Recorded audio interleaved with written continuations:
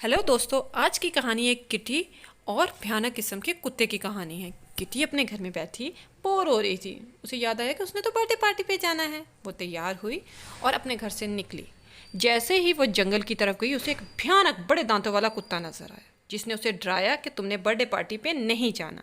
Kitty डर गई और उसने अपने मामू को दोस्तों फ़ोन किया, जो कि जंगल का बादशाह था। जैसे उसने मामू को फ़ोन किया, मामू को तो गुस्सा आ गया और वो भागा हुआ तेज़ तेज़ आया किटी को बचाने और कुत्ते पे लपक गया और किटी को बचाने की पूरी कोशिश की। कुत्ते ने भी बहुत ही दोस्तों उसके साथ फ़ाइट की। फ़ाइट करने में वो हार गया और शेर जीत गया। फिर किटी को बहुत ज़्यादा भूख लग रही थी। वो फ्रूट मार्केट गई और कुछ फ्रूट लिया और अपने दोस्तों के घर चली गई। और इसी तरह दोस्तों उसने बर्थडे पार्टी पे जाके खूब केक खाया और इन्जॉय किया। ये थी एक किटी की छोटी सी कहानी।